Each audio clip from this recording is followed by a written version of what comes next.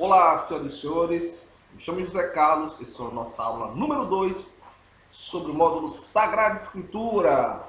Bem, nós falamos na aula número 1 sobre a questão da criação, a perspectiva racional, filosófica, que o catecismo traz para nós, cientificação pela razão, da existência de Deus, do ser superior, das coisas que existem, mas elas não existem por si mesmas, precisam de um Criador, isso, módulo 1. Começamos a ver algumas perspectivas no sentido histórico da criação do texto e o porquê desse texto, tá? Porquê desse texto? Hoje nós vamos assim fazer um recorte aqui. Por que nós vamos fazer esse recorte? Porque na aula 3 nós vamos adentrar assim ao texto mesmo da criação. Não é que nós não estamos falando da criação. Nós estamos tentando entender essa questão da criação antes da criação. Tá? Essa é a grande questão aqui. E nós terminamos falando da questão da Trindade. Lembre-se, não é a intenção desta aula falar sobre Trindade. O que eu teria que trazer é todo um módulo diferente, tá? Que são algumas pinceladas. Entender que a Trindade não é uma coisa criada. Aí teremos que falar de verdades implícitas, verdades explícitas. Se você pesquisar sobre isso, aí vale a pena. Outra coisa, entender como é que a igreja foi evoluindo esse pensamento, não é criando um pensamento novo. No decorrer dos concílios, vai estar ligado às questões das heresias, da divindade de Cristo e essas outras questões. Então não é essa a intenção aqui.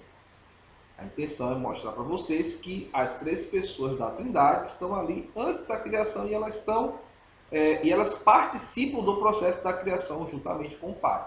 Tá, ok? Essa é a intenção desta aula aqui hoje, tá?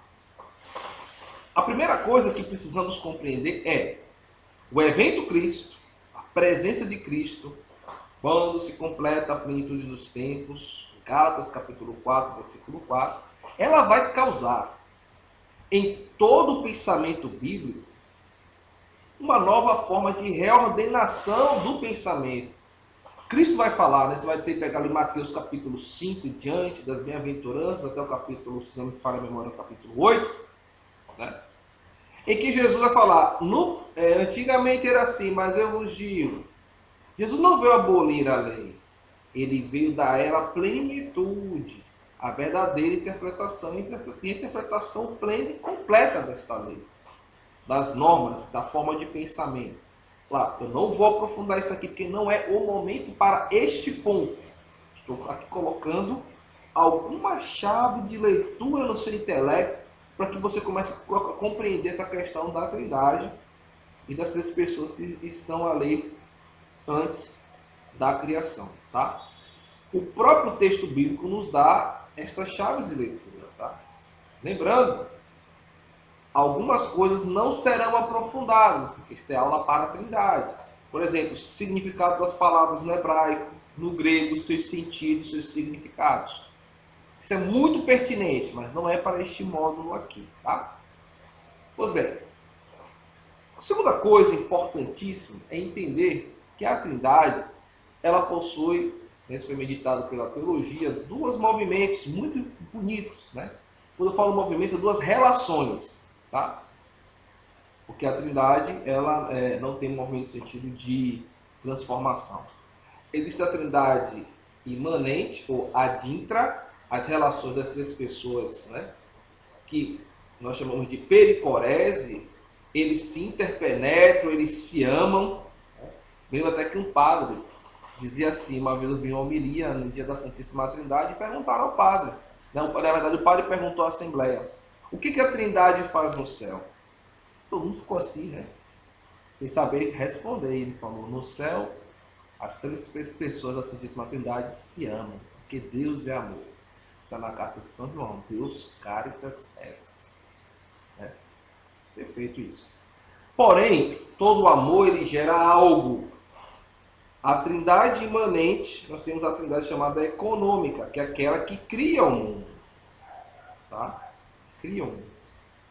A econômica, a destra, ad extra. Né? Santo Irineu, O santo da igreja vai dizer que o Filho e o Espírito Santo são as mãos do Pai no processo da criação. Olha só que palavra interessante aqui, tá? Também vai aparecer no processo da reflexão do texto, a interpretação dos padres da igreja representando a tradição. Ah, mas o que é isso? Lembra do vídeo número 1? Lembra do vídeo do YouTube? Vídeo do YouTube que fala sobre tradição da igreja, tá? Quer ver esse vídeo da aula número 1, ok? Vamos lá. Então nós temos aqui Deus, Yahvé, Adonai, o Criador, aquele que aparece de forma muito presente no Antigo Testamento. Não é a intenção aqui falar desses atributos de Deus. Não é essa a intenção. Aqui aula para a Trindade. Tá? O assunto sobre Trindade era importante. Nós temos aqui a palavra Yahvé Deus, que está no texto bíblico do Gênesis, né? Ou apenas Deus. Eu quero pegar um texto que ele vai servir muito para nós como chave de leitura, que é o texto do Êxodo capítulo 3. Quando Moisés está ali pastoreando o rebanho, né, à noite, e ele tem a visão da sarça ardente. Aquela sarça que consome e não... Ela queima e não se consome. Por que é uma sarça que queima o fogo que não se consome? Você não tem como manipular o fogo. Olha que interessante, você não tem como manipular a Deus. No decorrer do nosso módulo, quando a gente entrar na história de Abraão, vocês vão compreender melhor isso que eu estou te falando. Tá? Essa percepção que Abraão teve do chamado de Deus. Tá? Não é o momento agora. Estou só deixando aqui umas pulgas atrás da orelha de vocês. Nesse texto, do Êxodo capítulo 3, olha que interessante. Moisés faz uma pergunta. Deus manda ele ir aos israelitas, que vai libertar ele. E Moisés faz assim. Êxodo 3:11. Então disse Moisés a Deus, né? A Yahvé: quem sou eu para ir a Faraó e fazer sair do Egito os israelitas? Deus disse, essas palavras aqui que estão em português, no hebraico, elas têm um outro significado, tá? Elohim diz, Elohim dabar. Elohim disse, falou. Né? Ora Yahvé, ora Elohim. Isso aqui, tema para um próximo momento, tá? Entender as escolas que escreveram esses textos, tá? Que provavelmente módulo, quando falar de Gênesis capítulo 2, tá? Continuando, versículo 12, Deus disse, eu estarei contigo. Grava esta palavra, eu estarei contigo. Eu estarei contigo. Grava esta palavra. E este será o sinal que eu te enviei. Quando fizeres o povo sair do Egito, vós servireis a Deus nesta montanha. Nós vamos voltar depois a esse texto quando falarmos de Êxodo. Eu estou utilizando esse texto agora para fundamentar algumas questões sobre a criação que está, né, antes da criação. Sobre Deus, desculpe, que está antes da criação. Tá? Moisés disse a Elohim, a Deus, quando eu for aos israelitas e dizer, o Deus de vossos pais me enviou até vós, o Deus de vossos pais, o Criador, tá vendo? E me perguntarem, qual é o seu nome? O que direi? Essa questão do nome, gente, é importantíssimo. Isso vai aparecer na aula 3, tá? O nome. O nome de Deus era um nome impronunciável, nem se pronunciava o nome de Deus.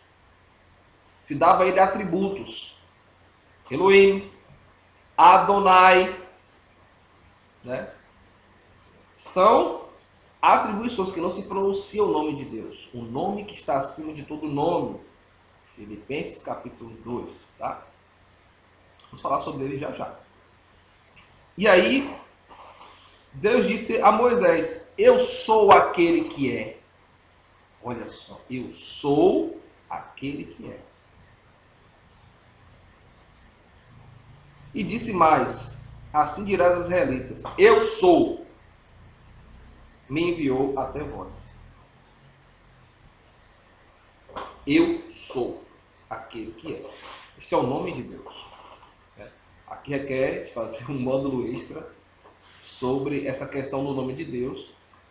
Se você tem curiosidade, busque esta interpretação por um grande teólogo que eu tive o prazer de ser um aluno dele, em 2 matérias, chamado Francesco Bindella. Tá? Eu sou aquele que é. Tá? Esse é o nome de Deus. Esta palavra, ela traz uma carga de significados importantíssimos para toda a história de Israel. Tá? Que conhece esta presença e manifestação de Deus que agiu na história. Tá? Beleza aqui? Uma outra coisa importante é a presença do Messias. Com o relato do pecado, você vai ver que Deus promete, né, essa questão da salvação. Já tem ali o proto-evangelho. Vamos lá, vamos nisso aqui. Gênesis capítulo 2. Um homem pecou, a gente vai falar tudo sobre o pecado, tá? Aí você tem Gênesis capítulo 3. Porém, hostilidade entre ti e a mulher, entre a tua descendência e a descendência dela, ele te esmagará a cabeça. Então, o projeto da salvação passa pelo Messias, pela mulher e pela criança. Nesse caso, o Messias. Essa questão do Messias vai sendo amadurecida no decorrer da história de Israel, tá? Que Deus enviará o Messias. Em Isaías 7,14, o profeta Isaías ele vai falar para o rei Acaz, né? Pois sabei que o Senhor mesmo vos dará um sinal. Eis que a jovem está grávida e dará à luz a um filho. Uma virgem conceberá e dará à luz a um filho. E ele dará o nome de Emanuel. Emanuel quer dizer o quê? Deus conosco, ou conosco está Deus. O que Deus fala em Êxodo? Grava esta palavra. Capítulo 3, no versículo 12. Eu estarei contigo. Deus está com Moisés, lá, lembra, grava essa palavra. Eu estarei contigo e eu sou aquele que é. Tá. Nós sabemos quem é este Messias. Vamos lá. Em Lucas capítulo 1, versículos 26 seguintes, nós vemos que esse Messias, né, tem a ver com Jesus Cristo. Mas nós não vamos utilizar agora desta meditação. Esse Messias, que é o Emanuel, Deus conosco, tá? Também tem uma outra questão aqui que eu quero trazer do Antigo Testamento. Poderia trazer outras. Vamos pegar essa chave de leitura. O profeta Daniel, no capítulo 7, ele tem uma visão. Tá? E aqui, Daniel 7, versículos de 9 seguintes. Tem aquelas questões dos livros do profeta Daniel. Aula do YouTube. Tá? Vai lá nessa aula. Daniel começa a ver aqui. Eu continuava contemplando quando foram preparados uns tronos e o ancião sentou-se. O ancião geralmente se representa Deus, o Pai, aquele que é impronunciável, né, como questão simbólica, como um ancião, símbolo da sabedoria. Sentou-se, suas vestes eram brancas como a neve, seus cabelos os cabelos de sua cabeça alvos como a lã. Seu trono era chamas de fogo, com rodas de fogo ardente, um rio de fogo corria irrompendo diante dele. Milhares o serviam e miríades o assistiam. O tribunal tomou assento e os livros foram abertos. A gente vai ver muito isso aqui também no livro do Apocalipse. Tá? Olha uma questão que vai aparecer aqui. Mais adiante vai dizer assim, Daniel, versículo 13. Eu continuava contemplando nas minhas visões noturnas, quando notei, vindo sobre as nuvens do céu, grava isso, eu estarei convosco, eu sou aquele que é, e agora vindo sobre as nuvens do céu. Um filho de homem, ele adiantou-se até o ancião e foi introduzido à sua presença. A ele foi dado, outorgado o poder, a honra e o reino. e todos os povos e nações e línguas o serviram. Seu império é império eterno, e jamais passará, e o seu reino jamais será destruído. Este filho do homem que aparece junto com o ancião. Há uma outra coisa aqui que é interessante. A nuvem, mas a nuvem nós vamos falar já já sobre a nuvem, tá? Nós sabemos que este Messias esperado, tá? Que em Lucas 1, capítulo 26 seguintes, vai ser concebido no ventre da Virgem Maria Jesus, tá? Vamos lá.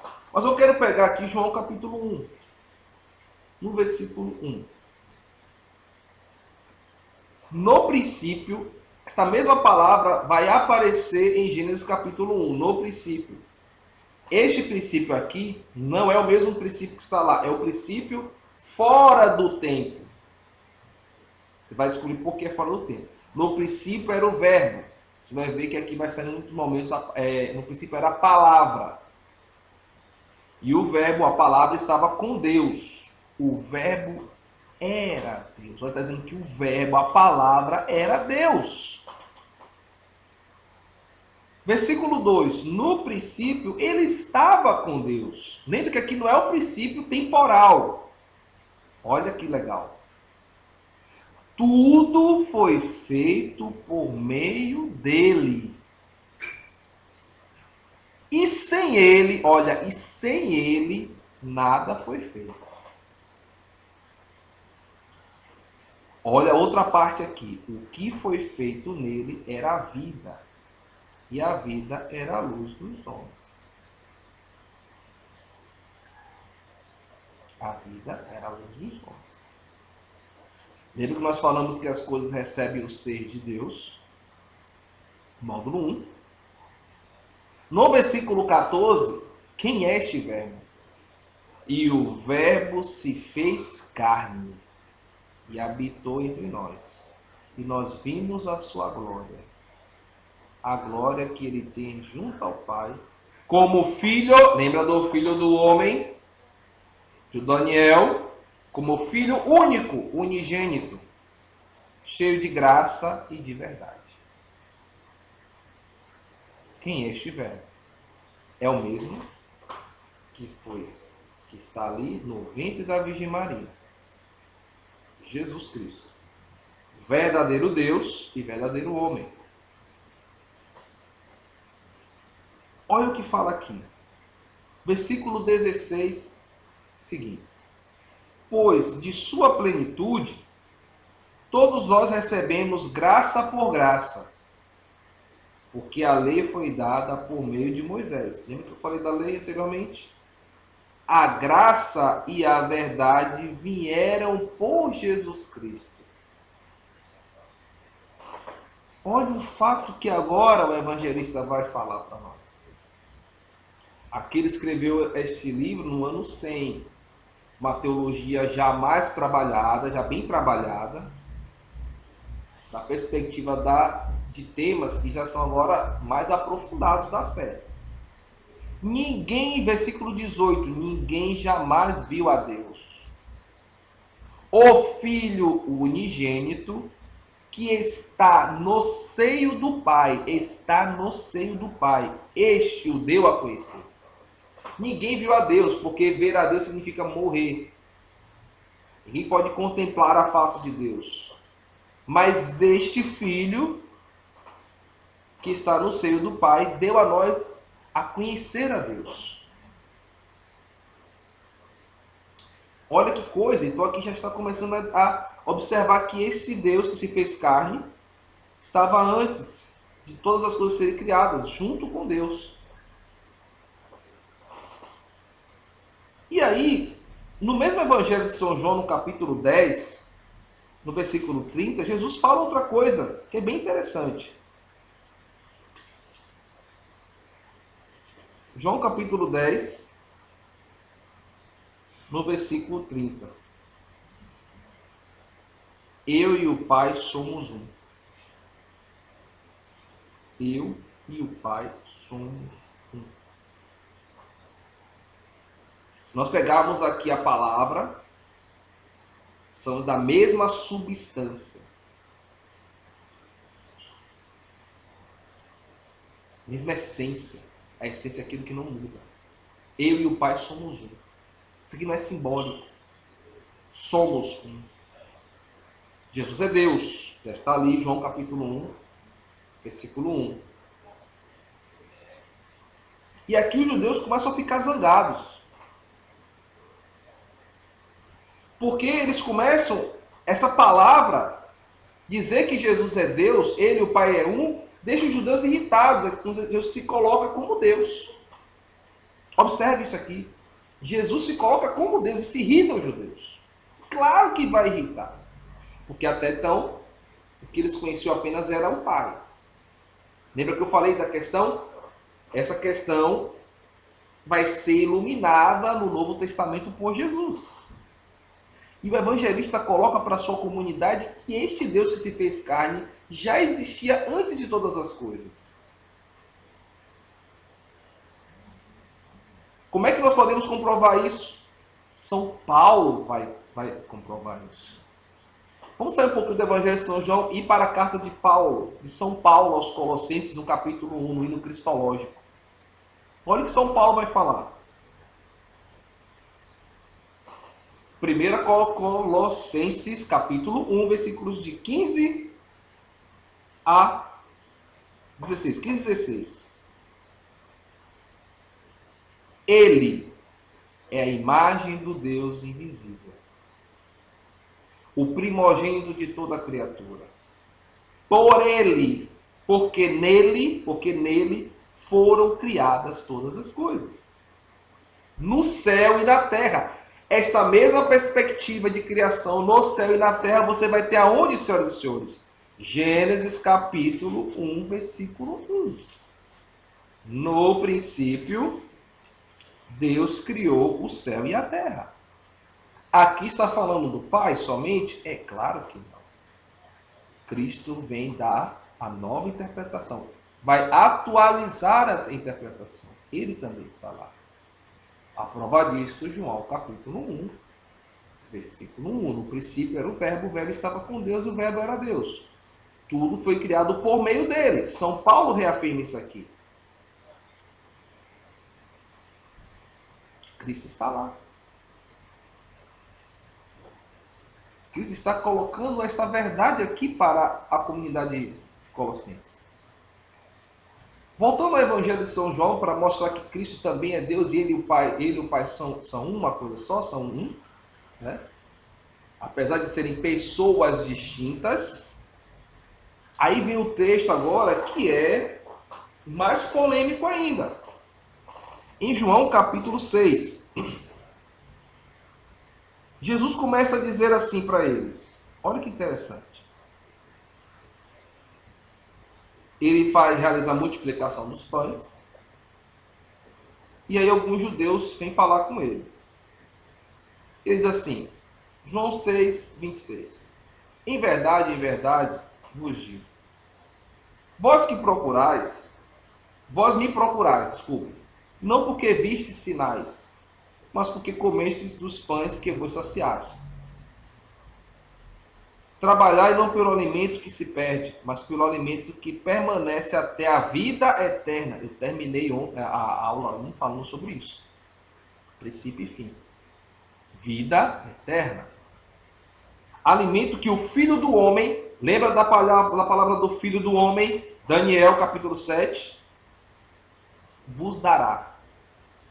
Pois Deus, o Pai, marcou com o seu selo, marcou com o selo dele. Disse-lhe então, que faremos para trabalhar nas obras de Deus? Respondeu-lhe Jesus, a obra de Deus é que criais naquele que ele enviou. A obra de Deus é crer nele. Então lhe perguntaram, que sinais realizas para que vejamos e creamos em ti? Que obras fazes? Nossos pais comeram maná no deserto, como está escrito. Deu-lhes pão do céu para comer. E aí Jesus começa a responder. Presta atenção aqui agora. Em verdade vos digo. Não foi Moisés que deu o pão do céu. mas é o Pai que vos dá o verdadeiro pão do céu. O pão do céu foi enviado por Deus. Deus chama de Pai. Abba. Olha a intimidade. Se não se pronunciava nem o nome de Deus, quem dirá chamar Deus de Pai? Porque o pão do céu, continuando, é aquele que desce do céu. Que desce do céu. E dá vida ao mundo. E aí disseram-lhe, Senhor, dai-nos sempre desse pão. E Jesus lhe disse, eu sou o pão da vida. Lembra do eu sou do Êxodo, quando Deus revela o nome a Moisés, eu sou aquele que é. Jesus fala, eu sou. Eu sou. Eu sou. Olha só, gente, está aqui no texto bíblico. O pão da vida. Quem crê em mim nunca mais terá fome. Quem crê em mim nunca mais terá sede. Eu vou adiantar aqui porque o nosso título, nosso tema não é a Eucaristia. Tá? E os judeus murmuravam. Versículo 41. Então contra ele porque dissera, eu sou. Tá vendo? Murmuraram porque ele falou, eu sou Deus. Deus está falando, eu sou Deus. Eu sou o pão descido do céu. E diziam, este não é Jesus, o filho de José, cujo pai nós conhecemos? Como diz agora, eu desci do céu? Faço um parêntese aqui. Sendo ele Deus, ele pode todas as coisas. O anjo falou isso a Nossa Senhora. Pois para Deus, nada é impossível. Nada é impossível. Voltando aqui. Aí, Damasco, estou vendo aqui um homem, o filho de José, o carpinteiro, tal, enfim. Não murmureis entre vós, ninguém pode vir a mim, se o Pai que me enviou não atrair. E eu ressuscitarei no último dia. Olha só. E Jesus continua, no versículo 48, eu sou o pão da vida. Vossos pais no deserto comeram maná e morreram. Maná, aquele pão. Este pão, está dizendo este, que é ele mesmo, é o que desceu do céu. Nossa. Para que não pereça quem dele comer. Eu sou o pão vivo que desceu do céu. Eu sou Deus. Aí você vai ver que muitos judeus vão se afastar e quem fica é os 12. E na figura de Pedro, que professa a fé. Jesus é Deus. Sendo Deus, ele está lá antes de todas as coisas, como reafirma João, capítulo 1, como reafirma São Paulo aos Colossenses. Para finalizar, eu quero trazer duas coisas aqui. Primeiro, em João capítulo 14, Filipe pergunta a Cristo, mostra-nos o Pai e basta. O que Cristo fala para ele? João 14, versículo 9. Quem me vê, vê o Pai. Não pode dizer, mostra-nos o Pai. Não crês que estou no Pai e o Pai está em mim? Olha só. Eu estou no Pai e o Pai está em mim. E ainda antes disso ele vai dizer, né, eu sou, no versículo 6, o caminho, a verdade e a vida. Jesus é o Emmanuel, Deus conosco. Lembra que também no Êxodo fala, estarei contigo. Para finalizar esta aula, se nós pegarmos Lucas, capítulo 1, no versículo, vamos lá, 31, vai dizer assim, o anjo fala para Maria, eis que conceberás, no teu seio darás à luz um filho, e o chamarás com o nome de Jesus. Ele será grande e será chamado Filho do Altíssimo. O seu Deus lhe dará o trono de Davi, seu pai, e ele reinará na casa de Jacó para sempre. O seu reino não terá fim. Nós vimos isso no livro de Daniel também. No Evangelho de Mateus, São Mateus, para finalizar, lembrar do Emanuel, ele é o evangelho do Emanuel, do Deus conosco. Como é que Mateus termina o evangelho?